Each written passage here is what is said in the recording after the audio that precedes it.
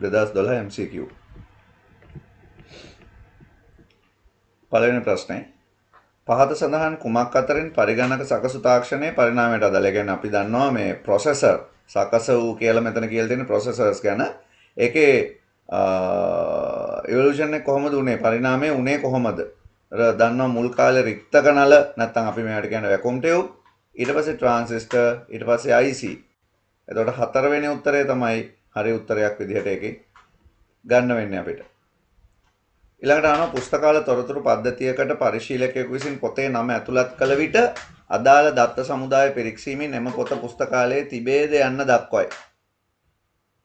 මෙම පද්ධතිය සඳහා ආදානය ක්‍රියාවලිය හා ප්‍රතිදානය නිවැරදිව දැක්වෙන්නේ කුමකින්ද කියලා අහනවා.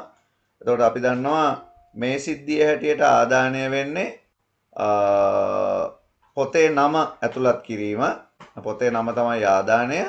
දත්ත සමුදාය පිරික්සීම තමයි සැකසීම. පොත තිබේද යන බව දැන්වීම තමයි ප්‍රතිදානය වෙන්නේ. එතකොට පොතේ නම, දත්ත සමුදාය පිරික්සීම සහ පොත තිබේද යන වග උත්තරේ දෙවැනි එක හරි උත්තරේ විදියට ගන්නවා.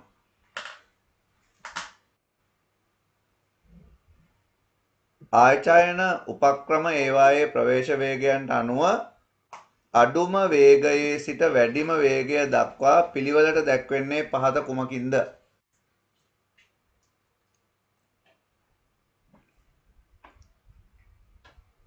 ප්‍රවේශ වේගය access speed, අනික තමයි ප්‍රවේශ කාලය access time. මේ දෙක මොකද්ද? මේ access speed එකයි access time එකයි මොකද්ද? access speed එක කියලා කියන්නේ අපිට කොච්චර වේගකින් ඒක ඇතුලේ තියෙන data ගන්න පුළුවන්ද කියන එක. access time එක කියලා කියන්නේ ඒ data එක ගන්න කොච්චර වෙලාවක් යනවද කියන එක. එතකොට speed එක, access speed එක වැඩි වෙනකොට access time එක අඩු වෙනවා. වේගෙන් එනකොට අඩු කාලෙකින් ගන්න පුළුවන්. එහෙමයි වැඩ කරන්නේ. ඒ වචන දෙක පොඩ්ඩක් මතක තියාගන්න. එතකොට අඩුම ඒවා මෙතන තියෙනව මොනවාද? floppy disk එක තමයි අඩුම. hard disk එක ඊළඟට, main memory එක ඊළඟට. පළවෙනි ආන්සර් එක තමයි හරියන්නේ. සිසුවෙකු වදන් සැකසුම් මෘදුකාංගයක් භාවිතයෙන් වාර්තාවක් පිළියෙල කරයි. මෙම වාර්තාවේ මෘදු පිටපත මුද්‍රිත පොතක ඇති පින්තූරයක් ඇතුළත් කිරීමට වඩාත්ම සුදුසු උපක්‍රමය. දැන් අපි හදන Word document එකට අපි ගාව පොතක තියෙන එකක් දාන්න ඕන. අපිට ස්කෑනර් එකක් ඕන මේ වැඩේට. සුපරීක්ෂකය. 3A16 සංඛ්‍යාව ද්විමය සංඛ්‍යාව. 3A ඒ කියන්නේ 1.1.1 3 කියන්නේ 0.0.1 මුල බිංදු දෙක අමතක කරමුකෝ. 1.1.1.1 1.1.1.1 උත්තරේ.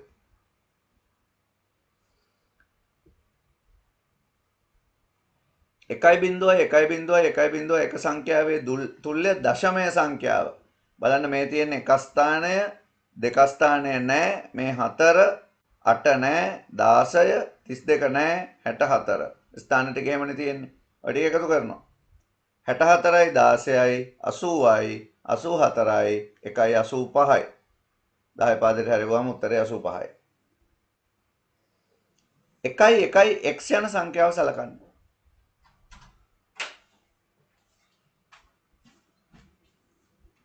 x කියන්නේ එතකොට මේකේ තියෙන පාදය. මේ පාදය මොන පද්ධතියට අයත් වෙන්න පුළුවන්ද? දැන් අපි දන්නවා 1 තියෙන හින්දා මේක 2 පාදයෙන් තියෙන්නත් පුළුවන්. 1 8 පාදයෙන් තියෙන්නත් පුළුවන්. 10 පාදෙනොත් අපි ඔකට 11නේ කියන්නේ. ෂඩ් දශමය වලත් ඕකම තියෙන්න පුළුවන්. ඒකින්ද මේක ඔක්කොම වෙන්න පුළුවන්. ඉතින් මෙතන තියෙන උත්තර වලින් අපිට ගන්න වෙන්නේ ද්විමය, ෂඩ් දශමය හෝ අෂ්ටක. මේ තුනටම අයිති වෙන්න පුළුවන් මේක.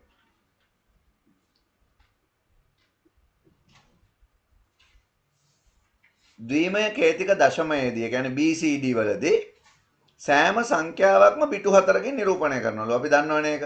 බිඳුවේ ඉඳලා 9 වෙනකන් තියෙන ඉලක්කම් 10 නිරූපණය කරන්න පිටු 4ක් තියෙනවා. බිඳු 4 ඉඳලා 1.0.1 වෙනකම්. 28 හරියට ලිව්වොත් කොහමද ලියන්නේ? දෙක ලියන්නේ 0.01 කියලා. 8 ලියන්නේ 1.0.0 කියලා. එහෙනම් මෙන්න මේ උත්තරේ 0.2යි 1.0යි 1.3යි.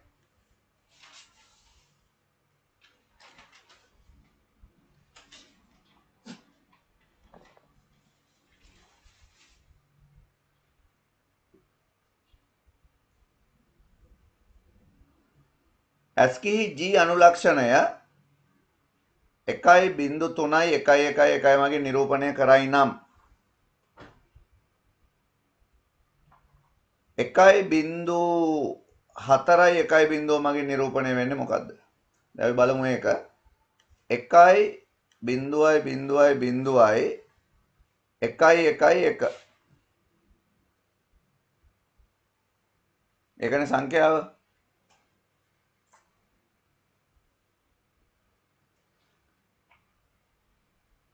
ඒකෙන් G කියන අකුර නිරූපණය වෙනවා.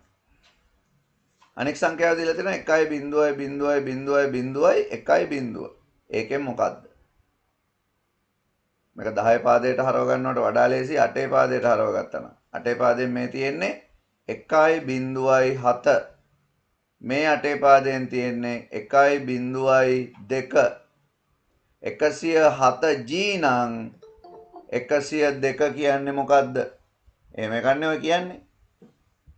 107 G නම් 102 කියන්නේ මොකද්ද? මම බැලුවම ලේසි. එතකොට A B C D E F G පිළිවෙලට ගත්තොත් 107 නම් මේක 106 105 104 103 102. එහෙනම් උත්තරේ මොකද්ද? B.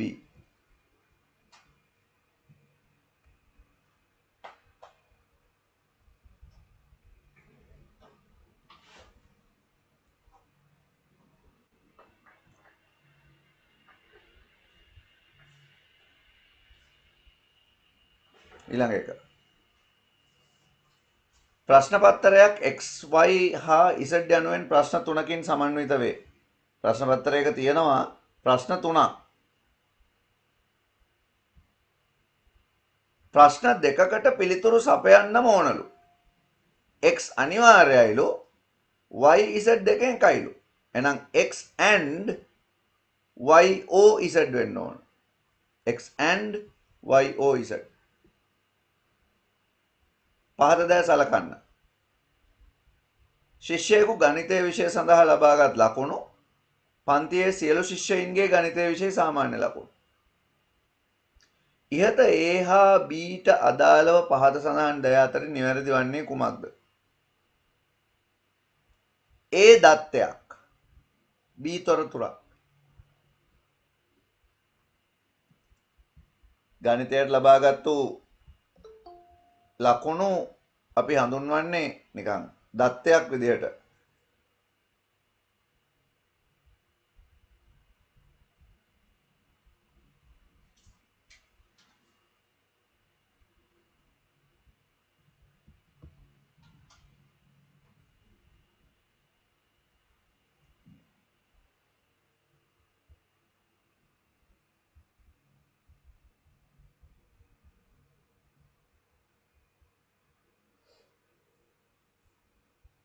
එහෙනම් A දත්තයක් නිරූපණය කරන අතර B තොරතුරක් නිරූපණය කරයි.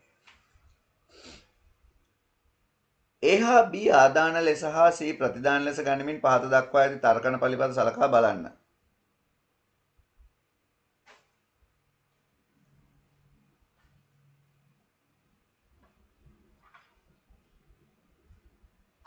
C එක වෙන්න නම් මෙතනත් එක වෙන්න ඕන මෙතනත් එක වෙන්න ඕන. මෙතන එක වෙන්න නම් අනිවාර්යෙන් මෙතන බිඳුව වෙන්න ඕන.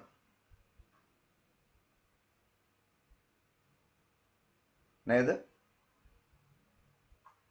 ඒ මෙතන බිඳුව නම් මෙතන එක වෙනවනේ. ඒ කියන්නේ මෙයා B මොනවා වුණත් B බිඳුව වුණත් එක වුණත් මෙතන අවුට්පුට් එක එකයි.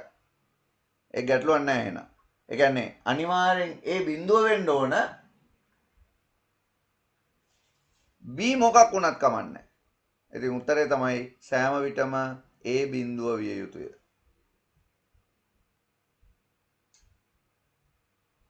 හරි නේද?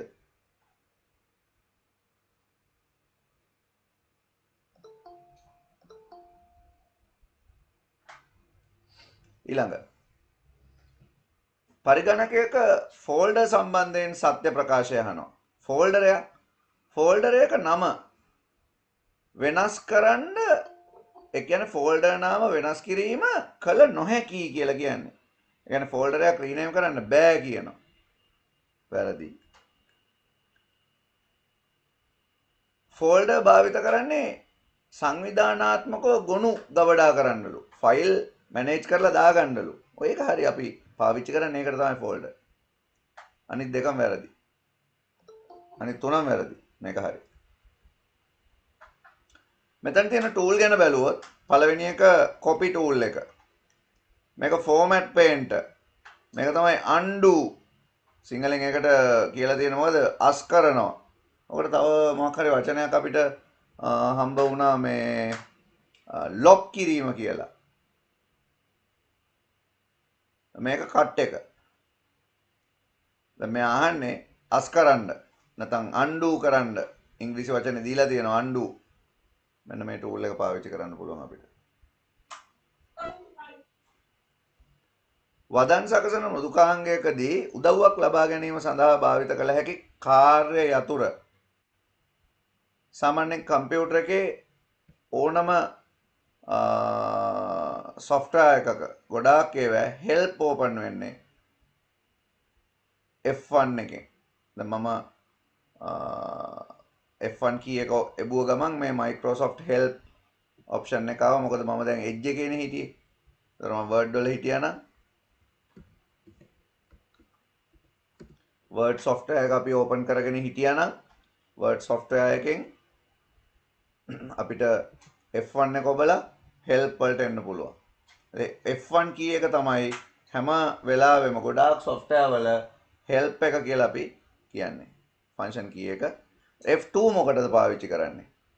F2 අපිට පුළුවන් rename කරන්න ගන්න මොනවා හරි. ඒ කියන්නේ folder එකක් උඩ click කරලා තියෙද්දි F2 එබුවොත් rename වෙනවා.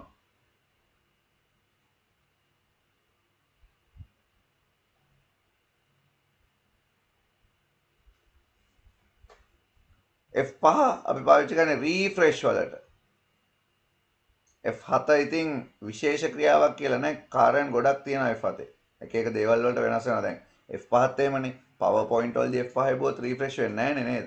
presentation එක කරන්න වෙනවා.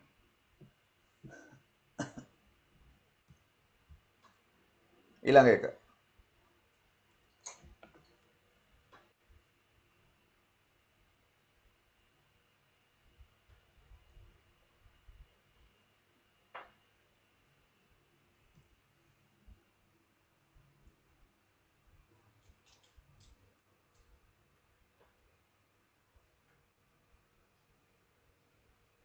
දී ඇති පැතුරුම්පත් කොටස තුල කෝෂ දර්ශකයේ දැනට ඒ එක කෝෂයේ තියෙනවා.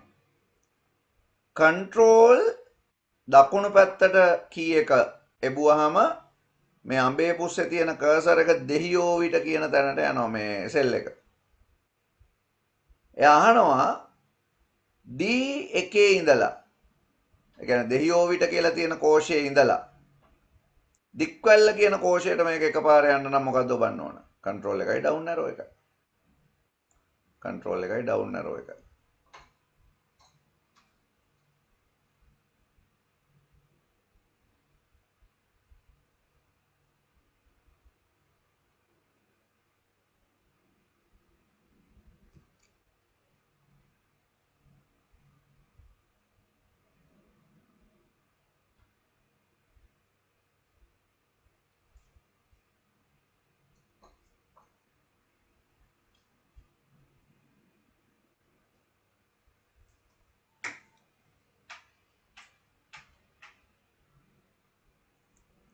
ඊළඟ එක.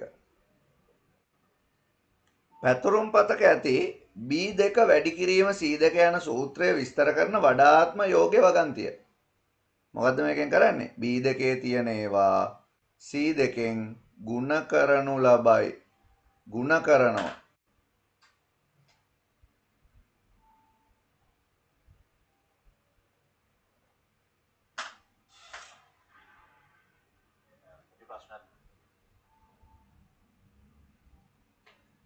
ඊළඟ එක.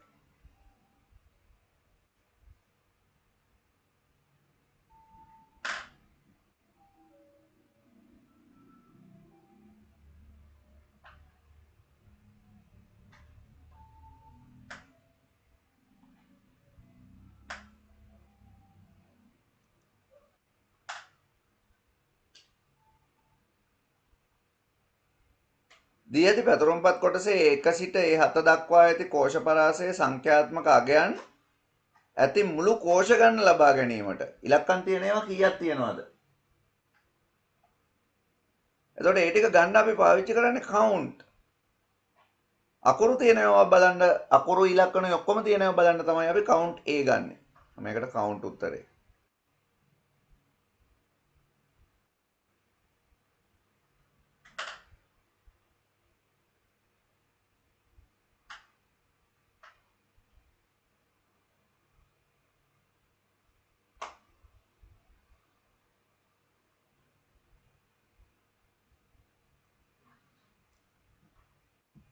නසීර්ට මුළු තිරයෙන් භාවිත වන ආකාරයට ෆුල් ස්ක්‍රීන් මෝඩ් එකෙන් ඉලෙක්ට්‍රොනික සමර්පණයක් ප්‍රසන්ටේෂන් එකක් කරන්න ඕන මුළු තිරේ පෙන්වන්න. එතකොට අපි ඒකට කියන්නේ මොකද්ද? මුළු තිරයෙන් පාවිච්චි කරලා පෙන්වනවාට කියන්නේ ස්ලයිඩ් ෂෝ එකක්. අපි ප්‍රසන්ටේෂන් එකක් හදද්දී මෙන්න මේ වගේ ලේඅවුට් වෙනස් කර ගන්නවානේ. මේකට කියන්නේ මොනවද? මේ ලේඅවුට්. කදා පිරිසැලසුම ස්ලයිඩ් ලේඅවුට්.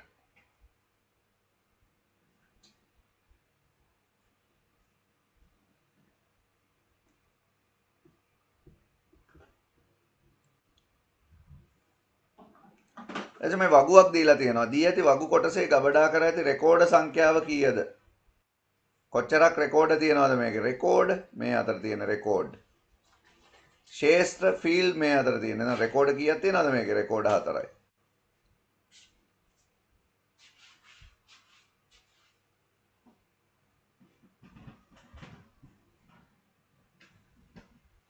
දී ඇති වගු කොටසේ දත්ත ගබඩා කිරීම සඳහා කොපමණ ශේෂ්ත්‍ර සංඛ්‍යාවක්? ශේෂ්ත්‍ර 3යි.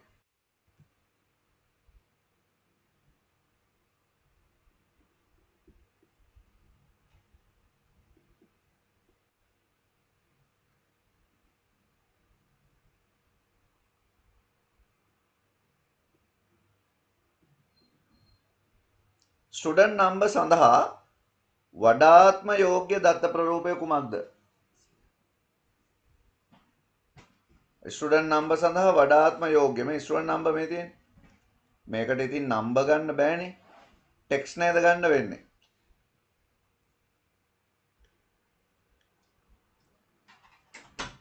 දත්ත සමුදාය වගුවක ප්‍රාථමික ඇතුර සම්බන්ධයෙන් සත්‍ය වන්නේ පහත අතරින් කවරක්ද?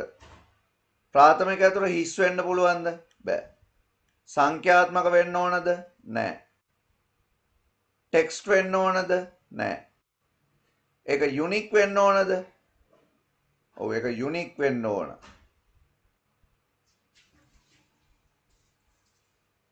ඊළඟ එක. අන්තර්ජාලය මගින් ප්‍රවේශ විය හැකි වෙබ් පිටු එකතුවකට වෙබ් අඩවියක් වෙබ්සයිට් එකක් කියලා කියනවා.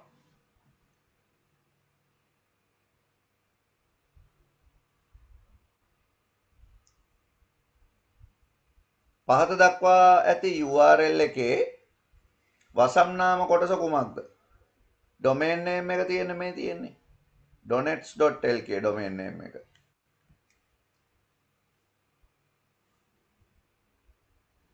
ඊළඟ එක.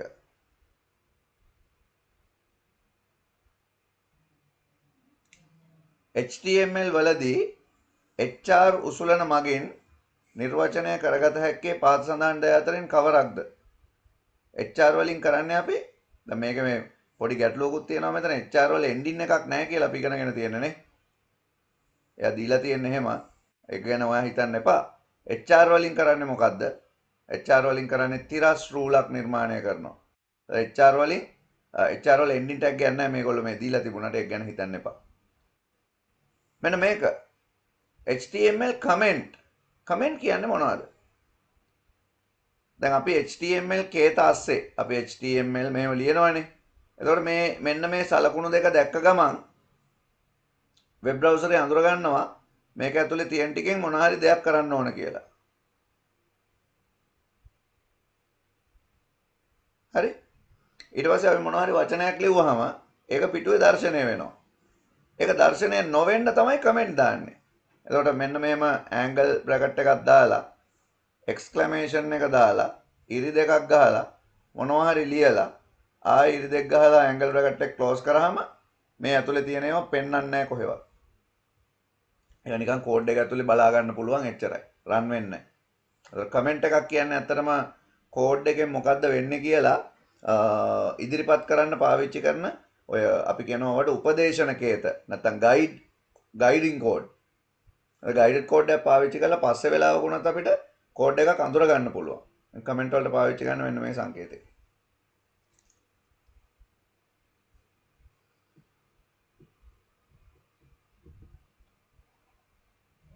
ක්‍රමලේඛ භාෂාවන්ගේ කාරක ප්‍රමුඛතාවය ඔපරේටර් ප්‍රෙසිඩන්ස් එක සලකලා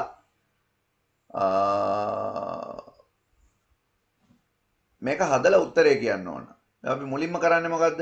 ಗುಣ කිරීම. පස්වරක් 3 15 වෙනවා. එකතු කිරීම එක් වරක් 5 5 වෙනවා. ඊට පස්සේ ඍණ 1. එතන මෙතන 15යි 5යි 20යි එකක් අඩු වුණාම 19යි උත්තරේ.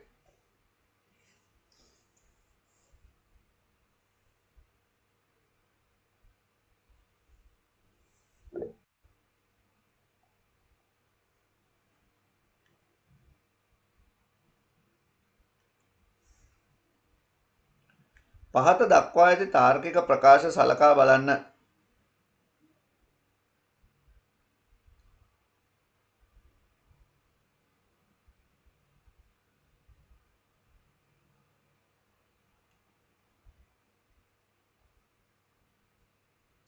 මේවා ප්‍රතිදාන මොනවද?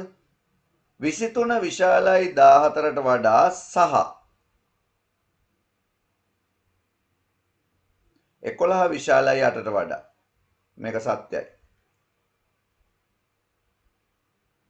ඊළඟට 23 කුඩයි 14ට වඩා හෝ 11 විශාලයි 8ට වඩා. පළවෙනි එක වැරදුනත් දෙවෙනි එක හරි හින්දා සත්‍යයි.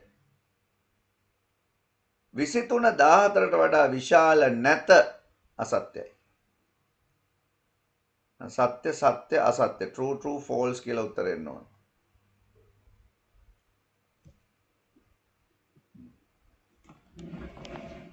පහත දක්වා ඇති ව්‍යාජකේත කොටසින් ලැබෙතයි බලාපොරොත්තු වන ප්‍රතිදානය කුමක්ද?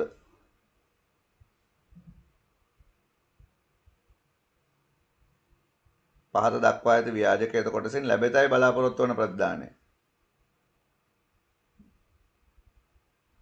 n වල අගය 1යි පටන් ගන්නකොට තියෙන්නේ. do while නැත්නම් ඔක while do කියන එකම තමයි ඔය. n වල අගය 5ට වඩා අඩු වෙලා තියෙනකන් n print කරන්න ඕන. දැන් බලන්න n print වෙනවා. මොන මේක print වෙනවා 1යි. n වලට එකක් එකතු වෙනවා 2යි. 5ට වඩා අඩු හින්දා print වෙනවා. තව එකක් එකතු වෙනවා 3යි 5ට වඩා අඩු හින්දා print වෙනවා. තව එකක් එකතු වෙනවා 4යි 5ට වඩා අඩු හින්දා print වෙනවා. තව එකක් එකතු වෙනවා 5යි 5ට වඩා අඩු නැති හින්දා නවතිනවා. print වෙලා තියෙන්නේ මොනවාද? 1 2 3 4 විතරයි. බැලු බැලමට ඕගොල්ලොන්ට හිතේ මේකේ 5ක් print වෙයිද කියලා. 5 print වෙන්නේ නැහැ. එහෙමනම් less than or equal තියෙන්න ඕන. එහෙම වුණොත් තමයි 5ක් print වෙන්නේ.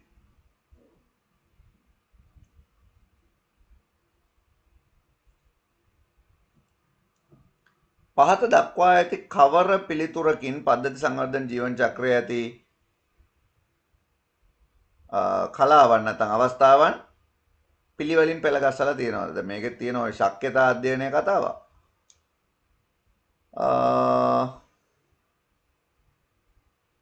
ඕගොල්ලොන්ට ගැලපෙන උත්තරයක් ගමු අපි.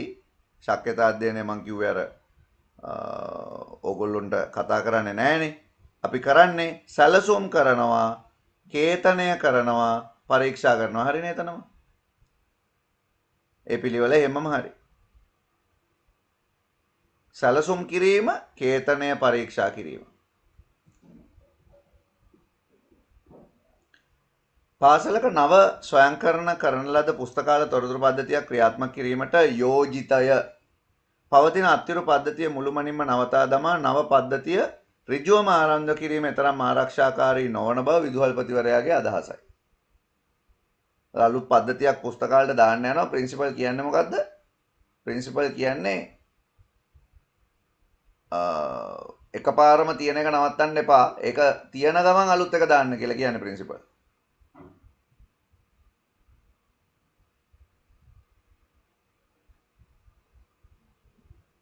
එතකොට මොකද්ද එයාගේ යෝජනාවට හොඳ? සාමාන්‍ය පුස්තකාල පද්ධතියක් අපිට සමාන්තරව පිහිටවන්න පුළුවන්.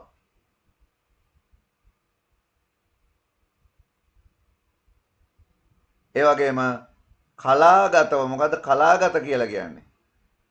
පුස්තකාලේ එක කොටසකට දානවා හොඳයි නම් තව කොටසකට දානවා. එතකොට අපිට තුන්වෙනි උත්තරේ ගන්න පුළුවන් හරි උත්තරේ විදියට.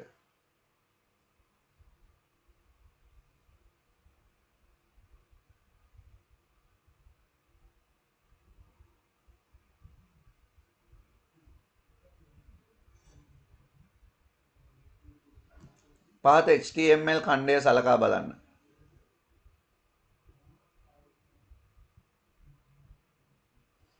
ඉහත දක්වා ඇති HTML ඛණ්ඩයේ ප්‍රතිදානය කුමක්ද?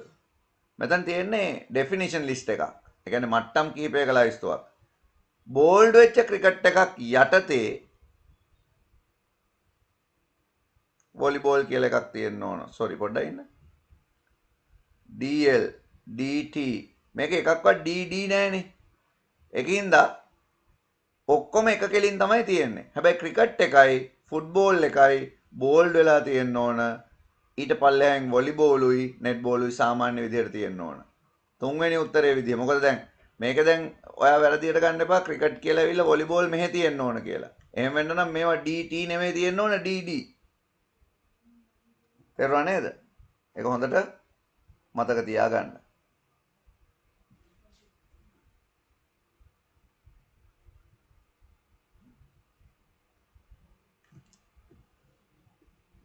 අමල් විසින් මීනාට විද්‍යුත් තැපැල් ලිපියක් යවනු ලබන අතර එහි පිටපතක් CC භාවිතයෙන් නසීරට යවයි.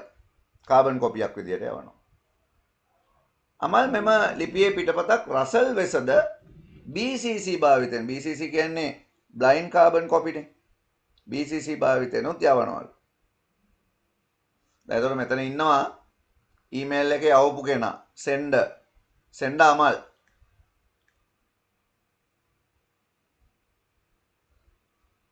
තව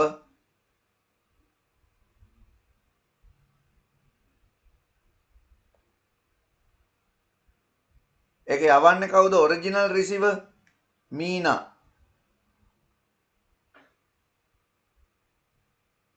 කාබන් කොපි යන්නේ කාටද? නසීර්ට. බ්ලයින්ඩ් කාබන් කොපි යන්නේ කාටද? රසල්ට. දැන් උත්තර ටික බලන්න. නසීර්ට ලැබුණු විද්‍යුත් තැපැල් ලිපියේ කවුද නසීර්? Carbon copy. නසීර්ට ලැබුණු ලිපියේ එවූ තැනැත්තා ලෙස අමල් දිස් නොවේ. වැරදීනේ. අමල් එව්වා කියලා හැමෝටම පේනවා. එන එක වැරදි. නසීර්ට ලැබුණු විද්‍යුත් තැපැල් ලිපියේ තවත් අයෙකු ලෙස රසල් දිස් නොවේ. රසල් කියලා කියන්නේ BCC ගියේ කෙනා. රසල්ව කාටවත් පේන්නේ නැහැ. ඒක හරි. මීනාට ලැබුණු විද්‍යුත් තැපැල් ලිපියේ එවූ තැනැත්තා ලෙස අමල් දිස් නොවේ. වැරදිනේ. අමල් හැමෝටම පේනවා කියලා මං කිව්වනේ. මීනාට ලැබුණු විද්‍යුත් තැපැල් ලිපියේ තවත් ලැබූ අයෙකු ලෙස නසීර් දිස් නොවේ. නසීර් කියන්නේ කාබන් කොපි. කාබන් කොපි මීනාට පේනවා. එන එකත් වැරදි. හරි උත්තරයක් අපිට හම්බ වුණා දෙවැනි එක.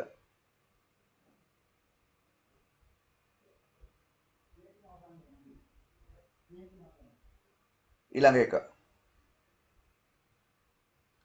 ප්‍රතිබිම්බ සංස්කරණ මෘදුකාංගවල පවතින තට්ටු සම්බන්ධයෙන් පහත සඳහන් කවර සත්‍ය වන්නේද?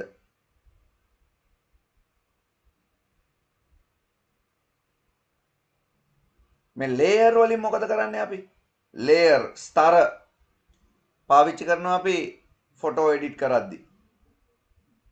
මේවා පාවිච්චි කරාම ෆොටෝ අපිට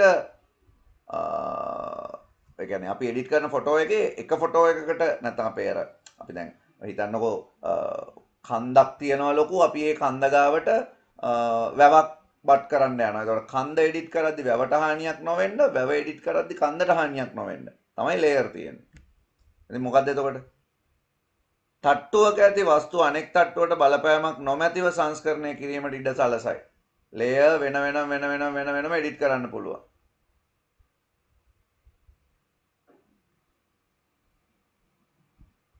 ඒක හරි.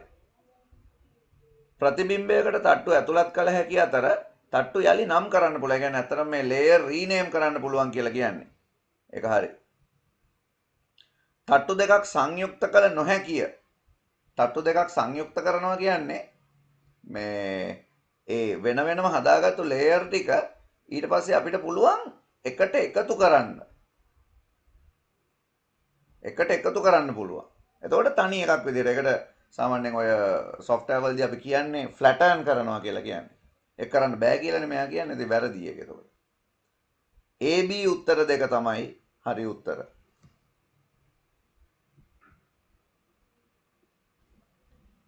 චිත්‍රක සජීවනයක් තුළ හිස්තැනක් මගින් ඕනෑම සුමට සංක්‍රාන්තියක ආරම්භක හා අවසාන ලක්ෂ සනිටුහන් කරයි. ඇනිමේෂන් එකක අපි දන්නවා ටයිම් ලයින් එක කියලා එකක් තියෙනවා මේව දිග. ඒතර මේ ටයිම් ලයින් එකේ තියෙනවා මෙන්න මේ රාමු ෆ්‍රේම් මේවා බ්ලැන්ක් විදියට තියෙන්නේ. මේ රාමුවකට මොනවා හරි ඔබ්ජෙක්ට් එකක් ඇතුළත් කරාම මේ රාමුව කළු පාට තිතකින් පෙන්නනවා. අපි එතකොට මේ රාමුවට කියනවා කී ෆ්‍රේම් එකක් කියලා. අපි හිතමු පළවෙනි කී ෆ්‍රේම් එකේ තියෙන මිනිහෙක් මෙහෙම ඉන්නවා. අන්තිම කී ෆ්‍රේම් එකේ තියෙන්නේ මේකත් කී ෆ්‍රේම් එකක්. මිනිහෙක් මෙහෙම අත උස්සගෙන ඉන්නවා. මේ දෙක අතරමම ස්මූත් ට්‍රාන්සිෂන් එකක්. අපි ඒකට කියනවා මොනවා කියලාද? ට්වීන් එකක් කියලා කියනවා. ට්වීන් එකක් දැම්මාම දාලා මේක ප්ලේ කරාම මිනිහා අත ඔහොම උඩට උස්සනවා වගේ තමයි පෙන්වන්නේ. එතකොට මේ ට්වීන් එකක් දාන්න අපි පාවිච්චි කරන්නේ ආරම්භක සහ අවසාන ලක්ෂ දෙක. මොනවද ඒවා? කී ෆ්‍රේම්, ප්‍රධාන රාමු.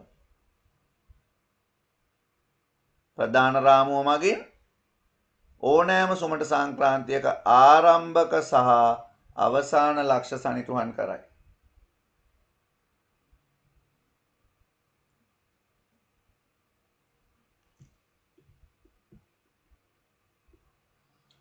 තොරතුරු හා sannivedana තාක්ෂණ යෙදවුම් වල ආරක්ෂාව හිස්තැනක් ආරක්ෂාව වැඩි කිරීමට පරිශීලක නාම මුරපද භාවිත කරන්න පුළුවන්. පරිශීලක නාම මුරපද දාලා මොනවා ආරක්ෂාවද අපි වැඩි කරන්නේ?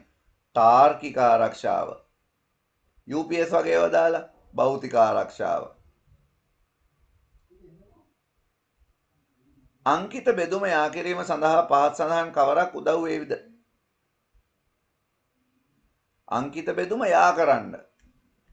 ඒ කියන්නේ අංකිත බෙදුම කියන්නේ ගැටලුවනේ. සමාජයේ තොරතුරු තාක්ෂණය දැනුම ඇති සහ නැති ලෙස කණ්ඩායම් දෙකකට බෙදෙනවා. ඒතර ඒක නැති කරන්න අඩු පහසුකම් ඇති පාසල් වලට පරිගණක පරිත්‍යාග කරන එක හොඳ වැඩක්. පරිගණක සාක්ෂරතාවයේ ඉහළ නංවන්න මොනවා හරි වැඩපිළිවෙලක් ගේන එකත් හොඳ වැඩක්. අන්තර්ජාල නැති ප්‍රජාවට අන්තර්ජාල සම්බන්ධතාවය දෙන එකත් හොඳ වැඩක්. එතකොට අපි කියන්නේ මේ සියල්ලම නිවැරදි.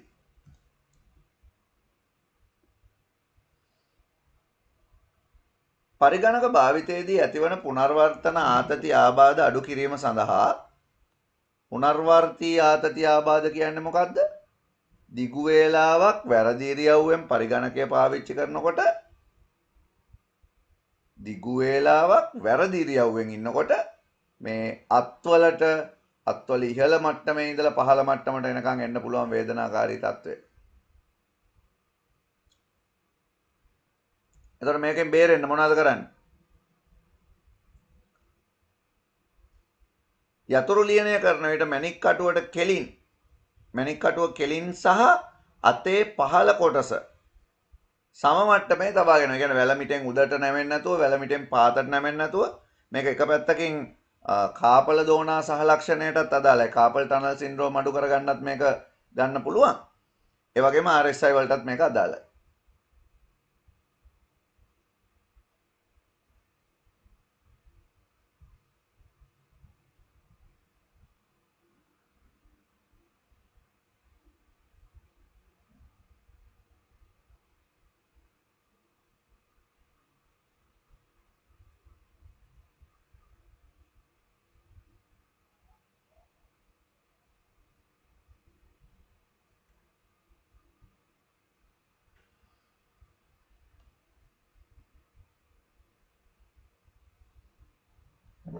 ඇස්රුදාව වැළැක්වීම සඳහා ඇසිපිය ගැසීම වැනි පූර්ව ආරක්ෂණ ක්‍රම අනුගමනය කිරීමෙන් ඒවා ඔක්කොම අදාළ වෙන්නේ ඔය අක්ෂියාබාධ ආශ්‍රිතව. ඒක වැරදි. මේ වක්‍රේලි කණ කියන්නේ මොකද්ද? අර අපි තිරේ දිහා බලන් ඉන්නකොට තිරේට වඩා වැඩි එළියක් අපේ ගෙදර ලයිට් එකෙන් පේනවනේ. එතකොට අපි ඒකට කියන්නේ වක්‍රේලි කණ වැටෙනවා කියලා. ඒක ඇත්තටම හොඳ නැහැ.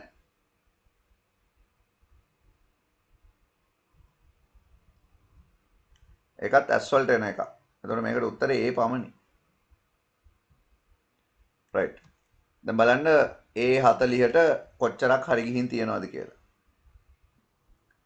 සෙකන්ඩ් පාර්ට් එක බලමු.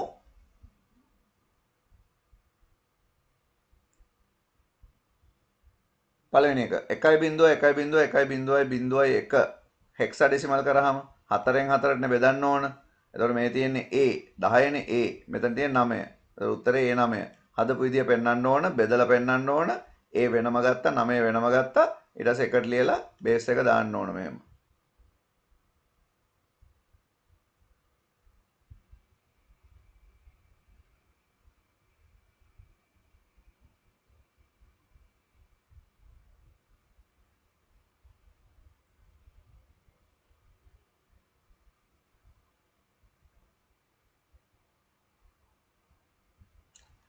පරිගණකයක අනුලක්ෂණයක් නිරූපණය කිරීමට භාවිත කරන කේත ක්‍රමයක්. එකයි අහන්නේ. ASCII පුළුවන්. EBCDIC පුළුවන්. මේකට BCD ලියන්න බෑ මොකද උදාහරණ දීලා තියෙනවානේ ඉංග්‍රීසි අකුරු එහෙමත් තියෙනවානේ. ඒ වගේම යුනිකෝඩ් පුළුවන්. ඔය ඔක්කොම කේත ක්‍රම.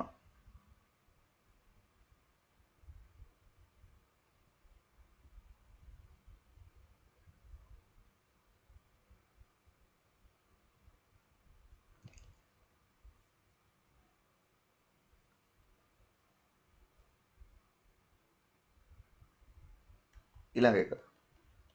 පරිගණක ජාලයක වාසි දෙකක් ලියන්න. මොකද පරිගණක ජාලයක තියෙන වාසි දෙක. එකක් තමයි ෂෙයා කරගන්න පුළුවන්. දත්ත සහ තොරතුරු හුවමාරු කරගන්න පුළුවන්. උපාංගත් පුළුවන්. ඊළඟට ඔය සෙන්ට්‍රලයිස් කන්ට්‍රෝල් කියන්නේ අපි මධ්‍යගතව පාලනය කරන්න පුළුවන්කම. ඒ තමයි ප්‍රධාන වාසි දෙක.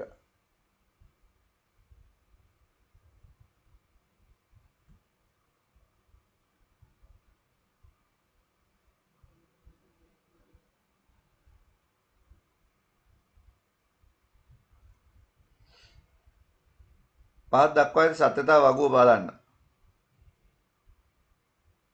මේ තියෙන අවුට්පුට් එක. මේ තියෙන 1.0.0 කියලා අවුට්පුට් එක. මේ අවුට්පුට් එක ගන්න මේ උඩ තියෙන සර්කිට් එක වෙනස් කරලා එක ගේට් එකක් ඒකට එකතු කරලා නැවත හදලා පෙන්නන්න කියලා කියනවා. ඔයාලට මේ දීලා තියෙන එක මොකක් වගේද පේන්නේ? මේක NOR එකක් නේද මේ? එහෙනම් ඔයාලට OR එකක් දීලා තියෙනවා. OR එකට not එකක් දැම්මහම තමයි NOR හැදෙන්නේ කියලා ඔයාලට කියන්න පුළුවන්. එහෙනම් ABC මේව දාන්න.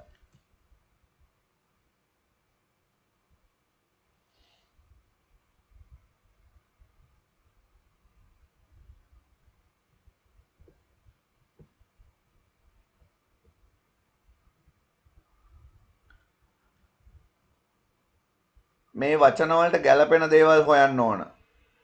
වෙබ් ලිපිනය IP ලිපිනයට පරිවර්තනය කරන්නේ කවුද? වසම් නාම සේවාදායකය. ඒකට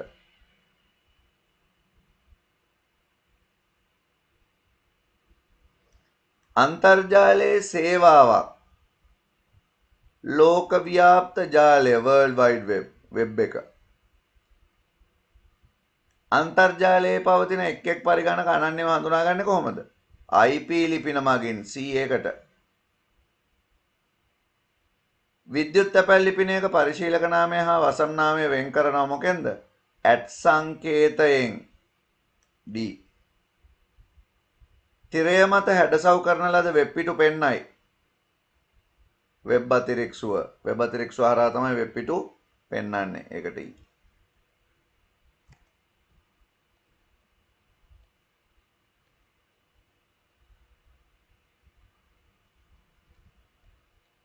ඊළඟට පෝට් ගැන අහනවා බලන්න. පරිගණකයක ඇති හිස්තැනක් කෙවණියක් මගින් බාහිර දෘඩ තැටි එක්ස්ට්‍රා හાર્ඩ් ඩිස්ක් අපි කියන්නේ external hard disc mouse keyboard arrow මේවා හයි කරන්න පුළුවන් මොකද්ද? USB කෙවණිය මේකට එන්න ඕන. පරිගණකයක් අන්තර්ජාලයට හයි කරන්න මොකද පාවිච්චි කරන්නේ? ජාල කෙවණිය මෙතනට එන්න ඕන. නෙට්වර්ක් මොනිටරයක් සම්බන්ධ කරන්න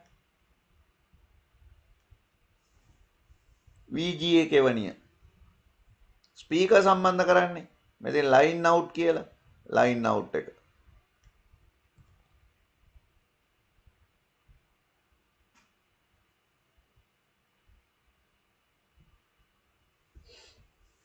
ආයෙත් තියෙනවා ඒ වගේම ගලපන්න එක. පරිගණක තිරය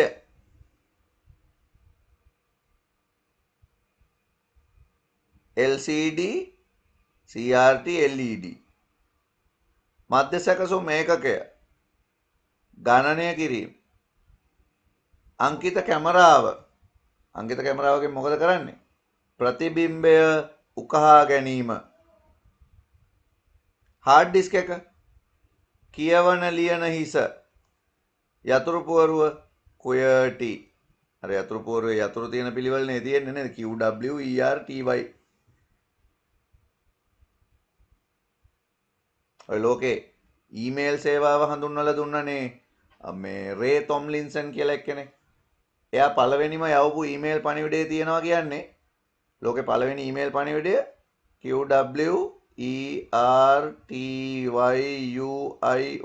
කියලා තමයි මැසේජ් එක යවලා තියෙන්නේ. කීබෝඩ් එකේ අර උඩ තියෙන අකුරු ටික ඉතින් Q අකුර ඉඳලා P අකුර වෙනකන් අකුරු සෙට් එකනේ තියෙන්නේ. QWERTY UIOP කියලා ගහලලු යවුව ඉස්සල්ලාම. කියලා එහෙම මම අහලා තියෙනවා. දොර දෙකේ XY කියලා දොර දෙකක්. එම දොරවල් නිසි පරිදි වැසී ඇද්දයි දැන ගැනීම සඳහා Z නම් වූ දර්ශක ලාම්පුවක් පාවිච්චි කරනවලු. එක දොරක් හෝ දොර දෙකම හෝ. ඉතින් කතාව මොකද්ද? OR. සත්‍යතා වගුවක් භාවිත කරලා ඒක ඇඳලා පෙන්වන්න කියනවා. ඉතින් අපි අඳිමු පොඩි සත්‍යතා වගුවක් X Y Z. X දොරයි Y දොරයි Z දොරයි. 0.1 0.1 බිඳුවෙන් වහලා එකෙන් දොර ඇරලා Z වලින් කියන්නේ බල්බ් එකනේ. බල්බ් එක බිඳුව නම් දැල් වෙන්නේ නැහැ. බල්බ් එක එක නම් දැල් වෙනවා.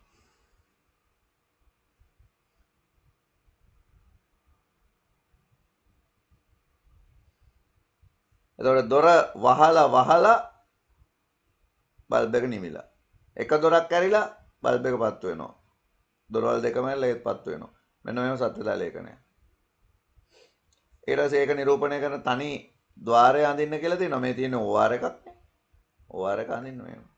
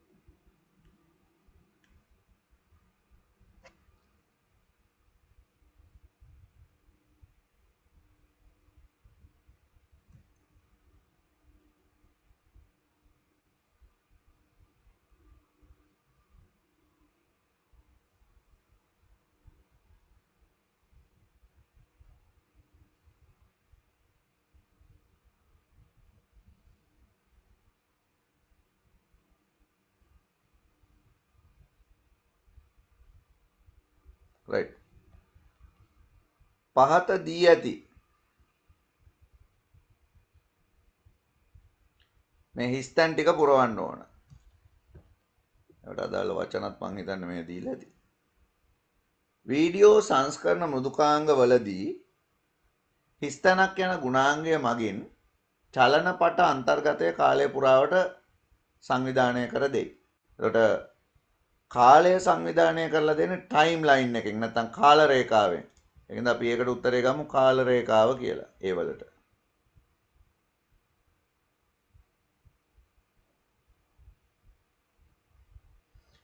සජීවන ගොනුවකට ශබ්දය ඇතුළත් කිරීමට මොකක්ද අපි පාවිච්චි කරන්නේ? ශබ්දය අපි ඇතුළත් කරනවා කියන්නේ ඒකට ඔඩියෝ ක්ලිප් එකක් ඉම්පෝර්ට් කරනවා කියලා කියන්නේ. B වලට මේක, A වලට මේක, B වලට මේක.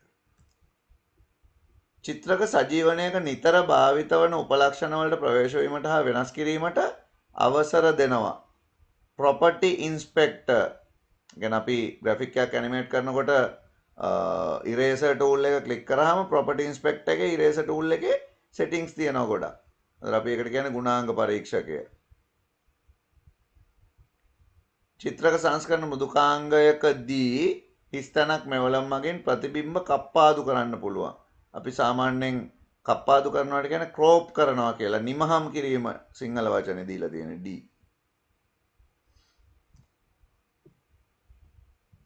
හිස්තැන් පුරවන්න දීලා තියෙනවා ව්‍යාජකේතයක්.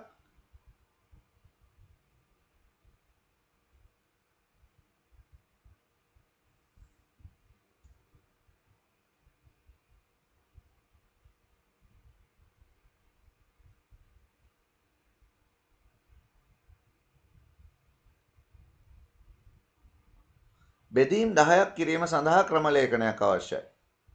ඒතර පළවෙනි සංඛ්‍යාව දෙවෙනි සංඛ්‍යාව ඇතුළත් කරලා 10 පාරක් මේ වැඩේ වෙන්න ඕනේ. එහෙනම් අපි සරලවම for counter equal 1 to 10 කරාම හරිනේ මෙතන.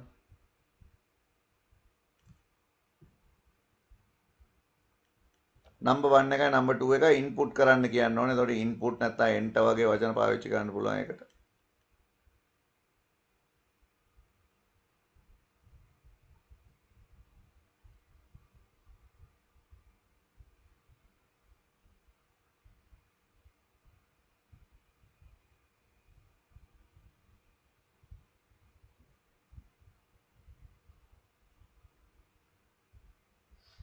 හරි.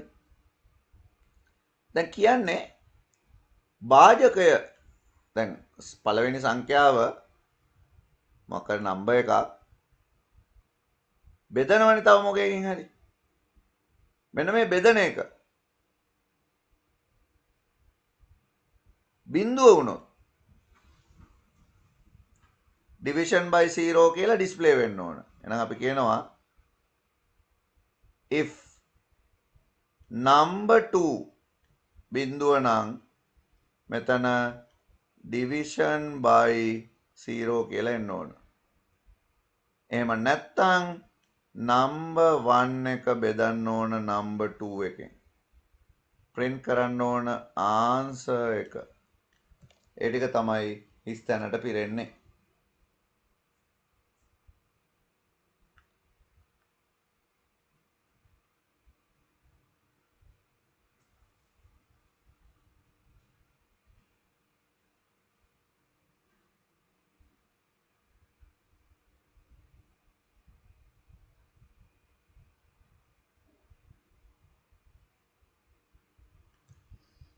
එතනට ලකුණු 2 2 2 2 20න් හැදෙන්නේ පළවෙනි ප්‍රශ්නෙට.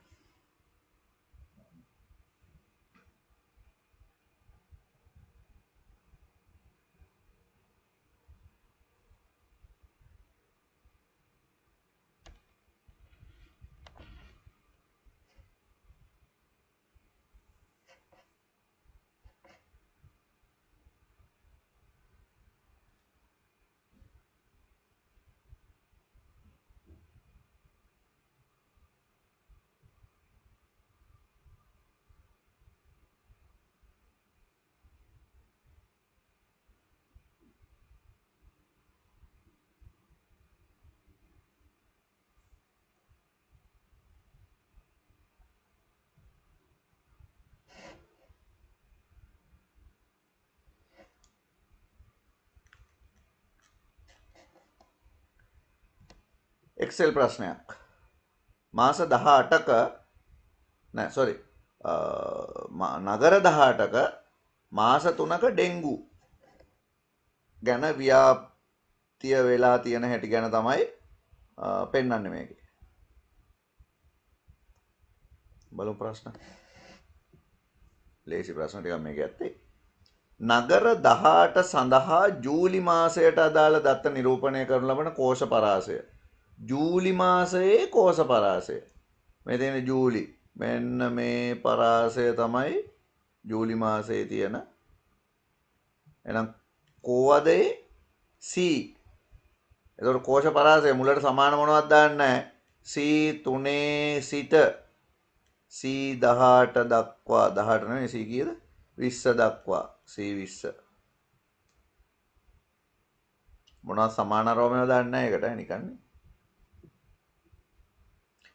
ජූලි මාසයේදී නගර 18ේම ඇති වූ ඩෙන්ගු ආසාදනවල මුළු එකතුව ලබා ගැනීමට මුළු එකතුව ලබා ගන්න C21කට මොකද්ද ලියන්නේ? අන්න දැන් ලියනවා සමානයි සම් තනිශ්‍රිතයක් අහන්නේ C3 ඉඳලා C20 දක්වා.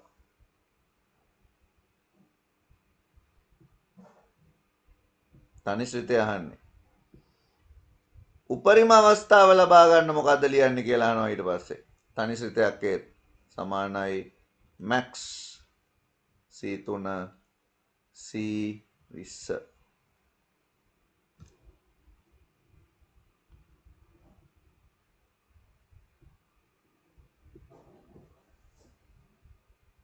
ඊළඟ එක. ජූලි මාසයේ ඩෙන්ගු ආසාදනවල සාමාන්‍යගේ ලබා ගැනීම සඳහා අවශ්‍ය තනිශ්‍රිතය අඩංගු සූත්‍රය C23 තියෙනවලු. ඒක D23ට දැම්මොත් මොකද වෙන්නේ කියලා අහනවා. C23ට තමයි දැන් ඇවරේජ් එක ලියන්නේ. ඒක මේකට දැම්මහම සමානයි ඇවරේජ්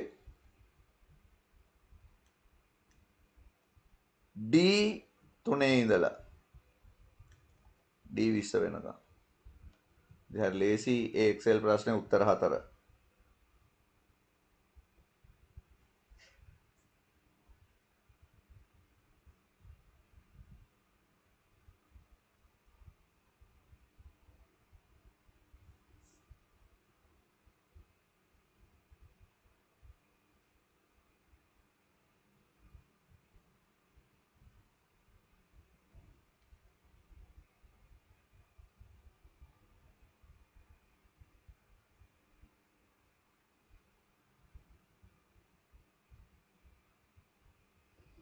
අපි යමු ඊළඟ ප්‍රශ්නට. ඩේටාබේස් එකක් තියෙනවා. අනද රිලේෂනල් ඩේටාබේස් කියන ඒවෙන් ප්‍රශ්න අහන්න පටන් ගත්ත අවුරුද්ද. සම්බන්ධක දත්තපාදක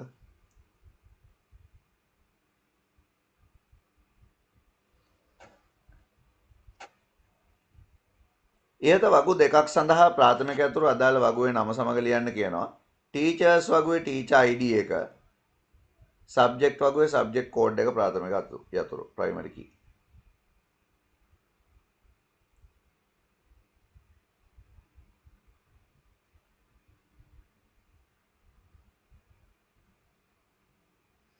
දත්ත ගබඩා කිරීමට වගු 3ක් භාවිත කරන වෙනුවට තනි වගුවක් භාවිත කළේ නම් ඇති වෙන එක් අවාසියක් විස්තර කරන්න.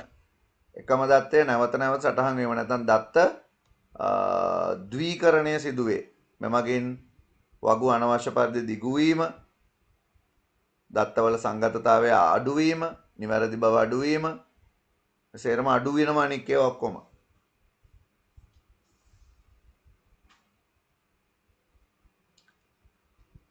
ආගන්තුක යතුරු යනුවෙන් අදහස් කරන්නේ කුමක්ද? ඔබේ පිළිතුර ඉහත වගු ආශ්‍රිතව පැහැදිලි කරන්න. ආගන්තුක යතුරු අපි පාවිච්චි කරන්නේ වගු දෙකක් අතර සම්බන්ධතාවය ගොඩනගන්න. වගු දෙකක් අතර සම්බන්ධතාවයක් හදාගන්න ආගන්තුක යතුරු පාවිච්චි කරනවා.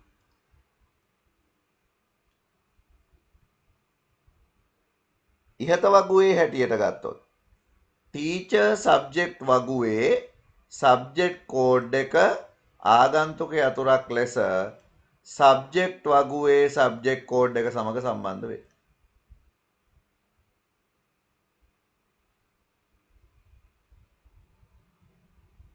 එහෙම කිව්වම ඇති.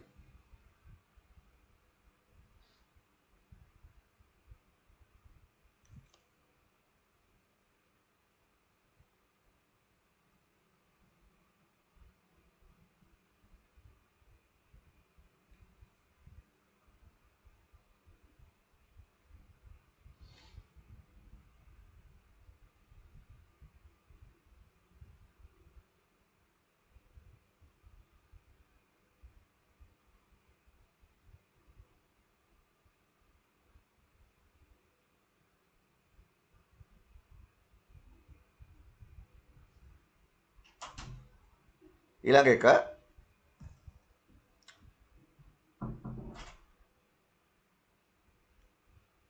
http www.schoolnet.lk නැමැති URL එක සලකා බලන්න.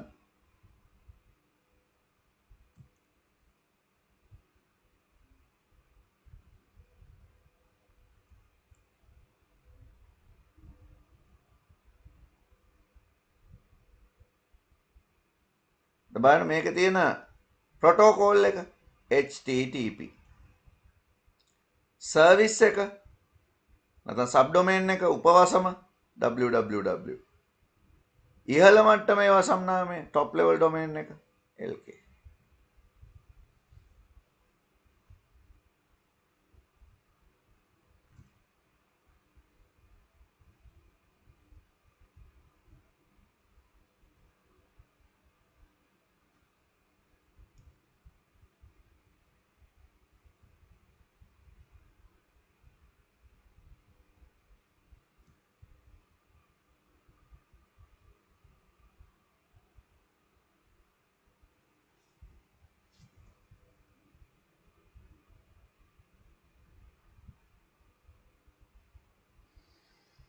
මාර්ගගත සාප්පු යාම අපි මාර්ගගත සාප්පු කියලා කියන්නේ ඔන්ලයින් shopping. මාර්ගගත සාප්පු යාම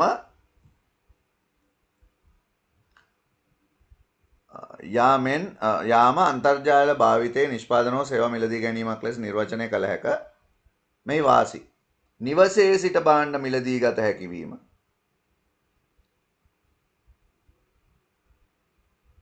නිවසේ සිට භාණ්ඩ මිලදී ගන්න පුළුවන්. ඒක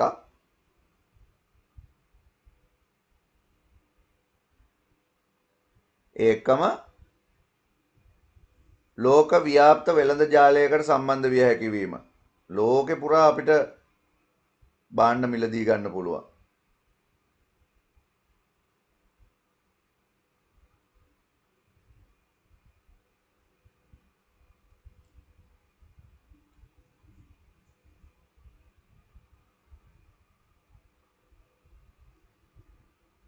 මාර්ගගත සාප්පු යාමෙන් පසු යම් පුද්ගලයෙක් තමාගේ ණයපත් විස්තර සොරාගෙන ඇති බවට පැමිණිලි කරයි. ඒ කියන්නේ අපි ඔන්ලයින් මොනවා හරි ගනුදෙනුවක් කරාම අපේ ක්‍රෙඩිට් කාඩ් එකේ තොරතුරු කවුරු හරි හොරකම් කරලා හොරෙන් ගනුදෙනු කරනවා. මේවා නවත්තන්න මොනවද අපිට ගන්න පුළුවන් ප්‍රීකෝෂන්ස්? ඒ කියන්නේ අපි කියන්නේ ඔයාලට පූර්ව ආරක්ෂිත උපක්‍රම මොනවද? අපි දන්නවා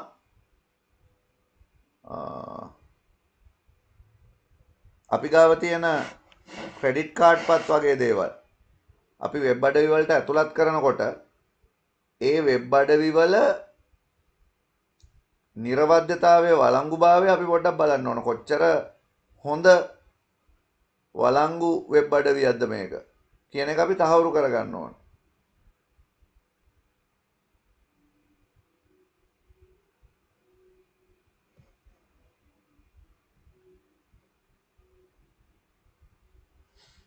ඊළඟ එක තව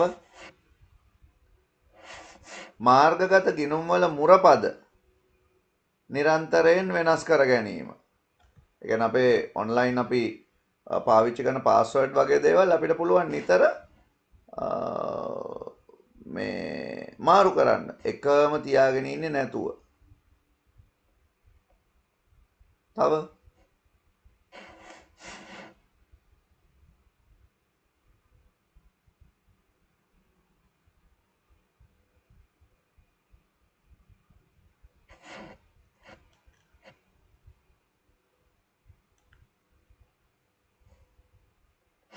තව දෙයක් මොනවද අපිට කරන්න පුළුවන්? ඔයගොල්ලෝ දැකලා තියෙනවා ඔය බැංකු ගනුදෙනුවක් වගේ දෙයක් කරද්දී 2 step verification කියලා එකක් තියෙනවා. ඒ කියන්නේ අපි සල්ලි ගෙවන්න දැම්මාම අපේ ෆෝන් එකට මැසේජ් එකක් එනවා කෝඩ් එකක්. ඒ කෝඩ් එක දැම්මට පස්සේ තමයි ගනුදෙනුව සම්පූර්ණ වෙන්නේ. එතකොට ඇත්තටම මේ ගනුදෙනුව කරන්නේ අපිමයි කියලා අපිට තහවුරු කරගන්න පුළුවන්. two factor verification නැත්නම් two step verification නැත්නම් අපි කියනවා one time password භාවිත කළ හැකි වීම. OTP කියලා ඔකට කෙටියෙන් කියන්නේ.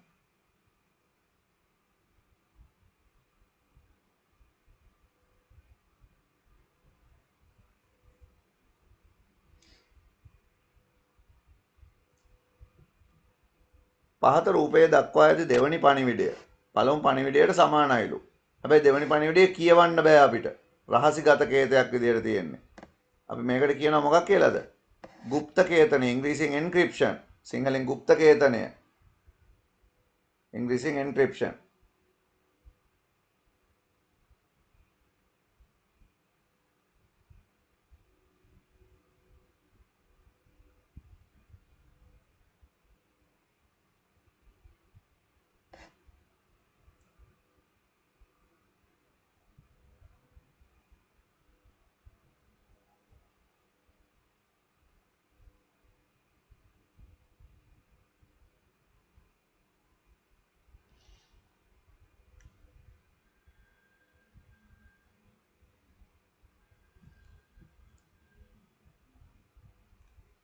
ඊළඟ ප්‍රශ්න. Python ප්‍රශ්න. programming ප්‍රශ්න. පහත දැක්වෙන සංසිද්ධිය පෙන්වීම සඳහා අදාළ ගැලීම් සටහන් කොටස අඳින්න. මුළු ගැලීම් සටහනම අඳින්නේ නැහැ. කොටස විතරයි. මොකද්ද ගැලීම් සටහනේ මේකේ එයා කියන්නේ? If it rain today එහෙනම් අපි පොඩි තීරණ කොටුවක් ගන්නවා. මේක ඇතුලේ ලියනවා if it rain today yes no කියලා දාන්න. එතකොට මේකේ end if එකකුත් නැති ඉඳ ඒ දෙක එකට එකතු කරන්න ඕනෙත් නැහැ. yes පැත්තට දාන්න go to the library.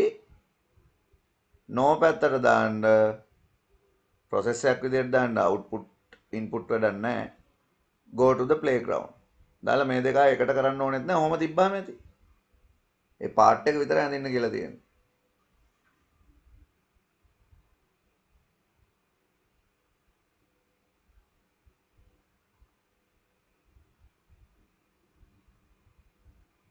right.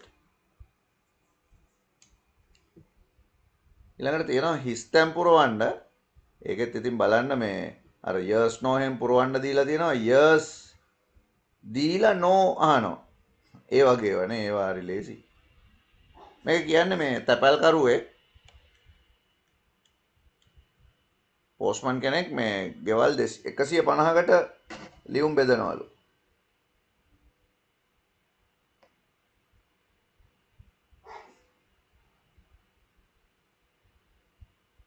එතකොට නිවස තැපැල් පෙට්ටියක් තියෙනවා නම් තැපැල් පෙට්ටියට දාන හරි. එහෙම තියෙනවා කතාව. දැන් අපි බලමු. වෙන ගැලීම් සටහන ඔය ඉතින්.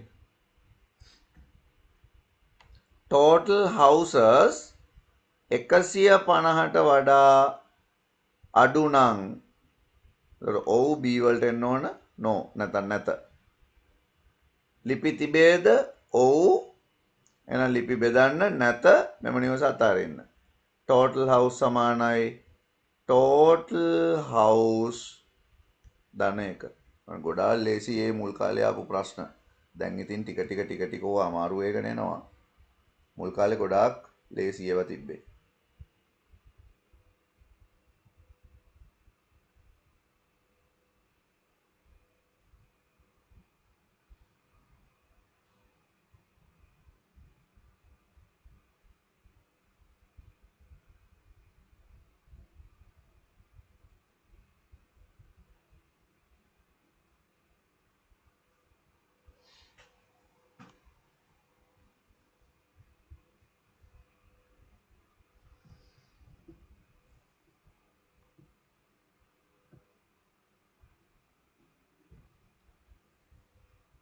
ඊළඟ එක ටෙලි වෙදකම ටෙලිමෙඩිසින් මතකයිනේ ටෙලිමෙඩිසින්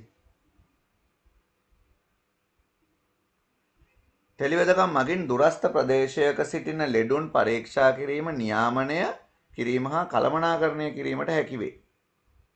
දුරස්ථ ප්‍රවේශය හැරුණු විට ටෙලි වෙදකමේ පවතින තවත් එක් වාසියක් ලියා දක්වන්න.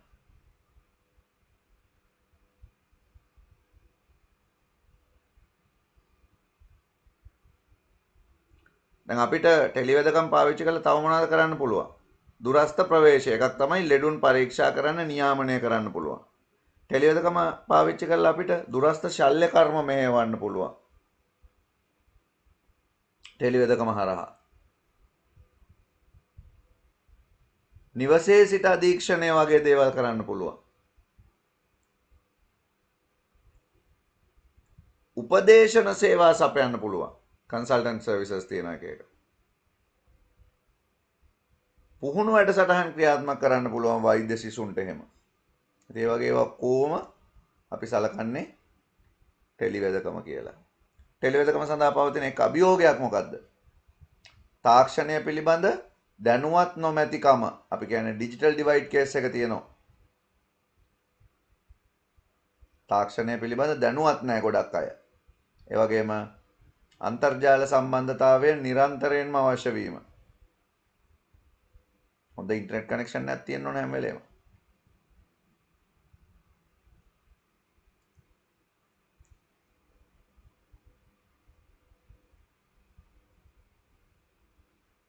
ඔබේ මිතුරෙකු ඔබට බලපත්‍ර නොමැති මෘදුකාංග පිටපතක් සහිත CD එකක් ලබා දේ.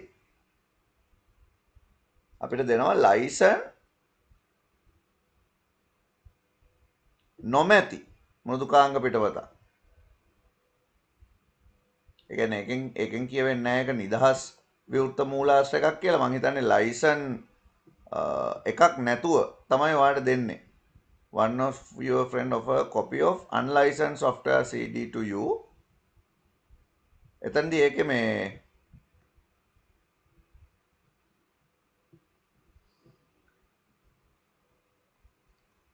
පොඩි ගැටලුවක් තියෙනවා. මේ බලපත්‍ර නොමැති මෘදුකාංගයක් කියලා කිව්වහම මේක ලයිසන් කරන්න ඕන නැති එකක් කියන අදහස එතන එනවා. ඒ කියන්නේ මේකෙන් කියවෙන්නේ නැහැ මේ ලයිසන් එකක් ගන්න ඕන එකක් අර හොර කොපි එකක් විදිහට අපිට දෙනවා කියන අදහස.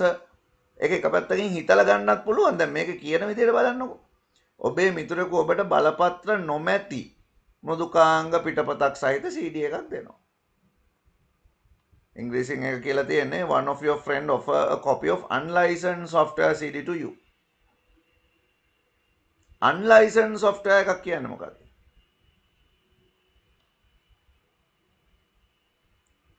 මේක බලපත්‍ර නොමැති මෘදුකාංගයක්. ඒ කියන්නේ ලයිසන් එකක් ගන්න ඕනේ නැති software එකක් වෙන්න ඇති. ඒකෙන්ද අපිට මේකට එකඟ වෙනවයි කියලා කියවන්න පුළුවන්. කිව්වොත් ඒක එක පැත්තකින් කියවෙන විදිය බලපත්‍ර නොමැති මෘදුකාංග නිදහස් හා විවෘත මෘදුකාංග වන අතර free and open source නේද? ඒවා අවශ්‍ය පරිදි භාවිත කිරීමට අවසරය ඇත.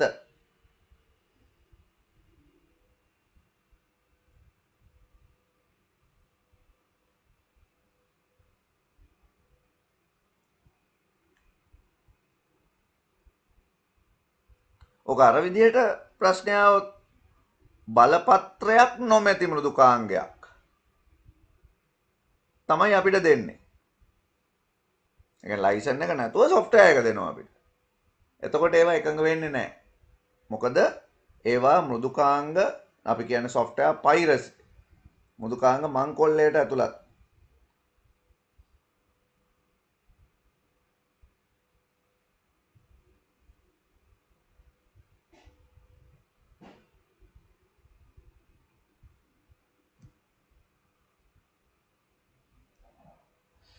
ඊළඟ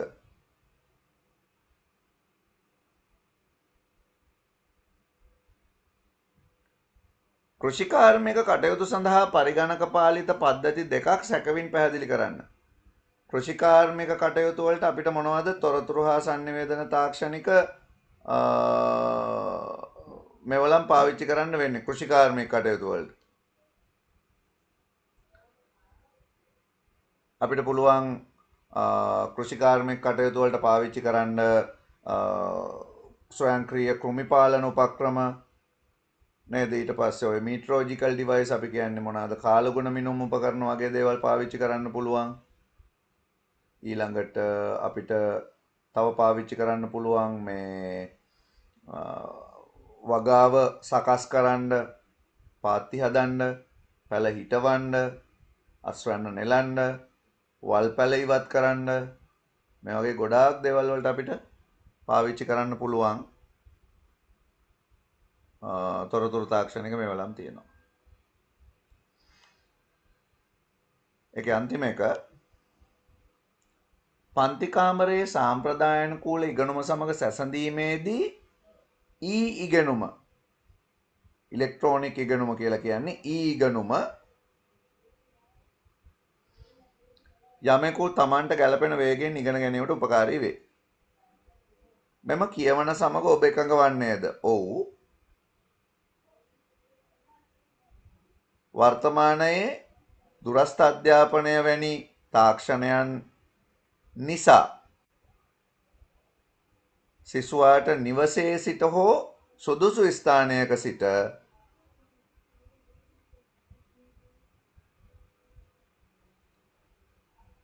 අධ්‍යාපනය ලැබීමේ හැකියාව පවතී.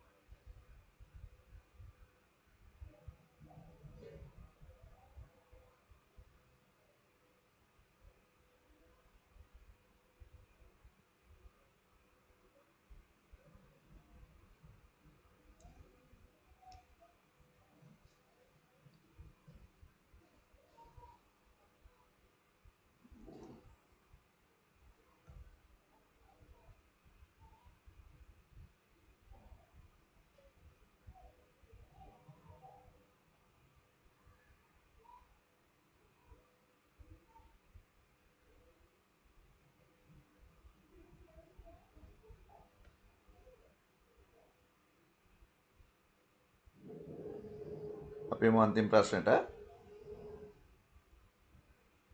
අන්තර්ජාලයේ ඉතිහාසය සම්බන්ධයෙන් ඉතා සිත්ගන්නාසුළු වෙබ් ලිපියක් සොයා ගැනීමට තමන්ට හැකි වූ බව පියුමි විසින් සමන්ට පවසා සිටි. පියුමිට මෙම ලිපියේ මාතෘකාව අන්තර්ජාලයේ පරිණාමයසේ මතක නැති නමුදු ඇයට එම ලිපිය පැවති වෙබ් අඩවිය අමතක වී ඇත.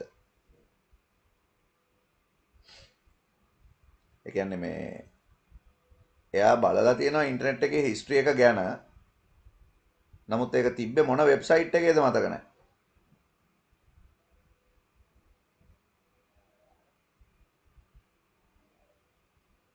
කොහොමද හොයාගන්නේ? පියවර අහන්නේ.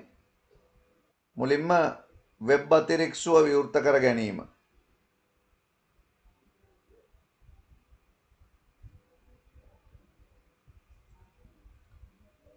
සෙවුම් යන්ත්‍රයකට පිවිසීම. සර්ච් එන්ජින් එකක් ඕපන් කරගන්නවා.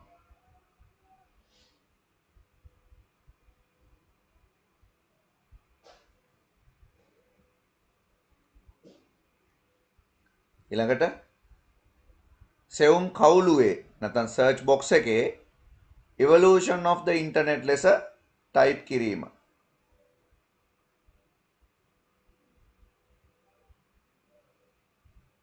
ඊට පස්සේ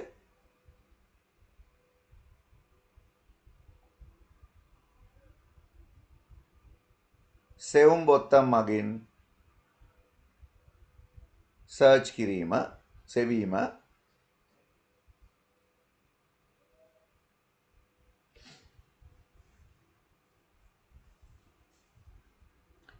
ඊළඟට සුදුසු ප්‍රතිඵලය තෝරා ගැනීම.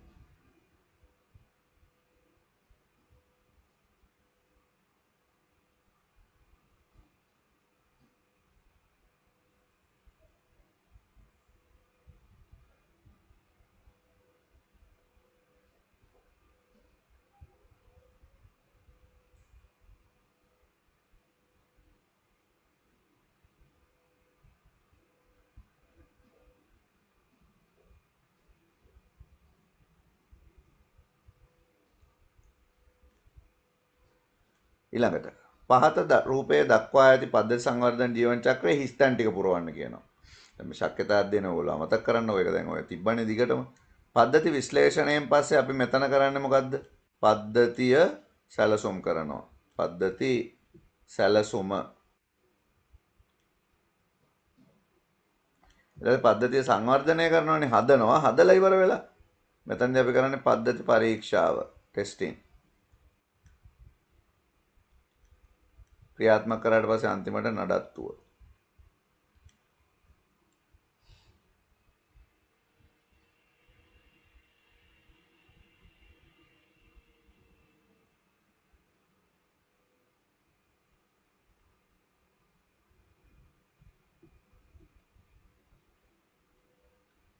ඊළඟට මේ ශක්්‍යතා අධ්‍යයනයේදී මොනවාද කියලා අහනවා කරන feasibility. ඉතින් feasibility වල නම් ටිකක් විදිහට කිව්වොත්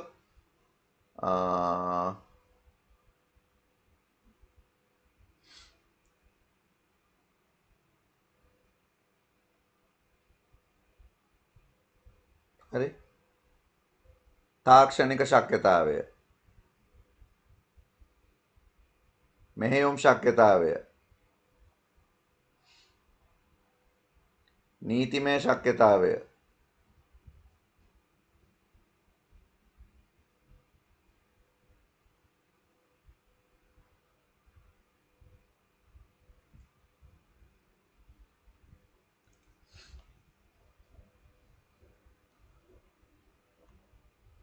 ආයතනික ශක්්‍යතාවය,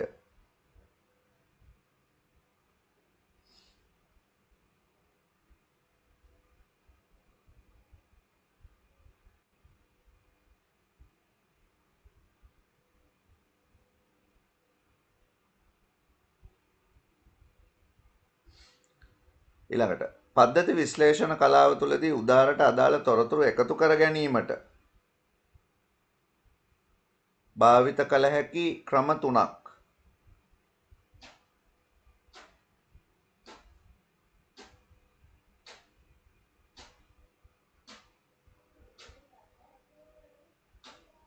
කොහොමද තොරතුරු එක්රැස් කරගන්නේ?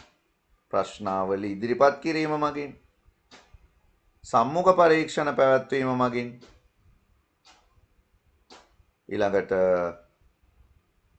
ස්වයං නිරීක්ෂණ මගින්,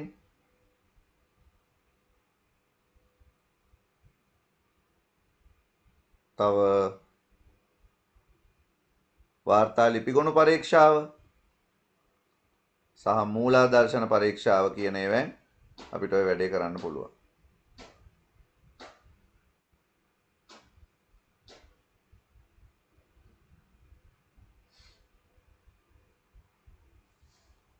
right.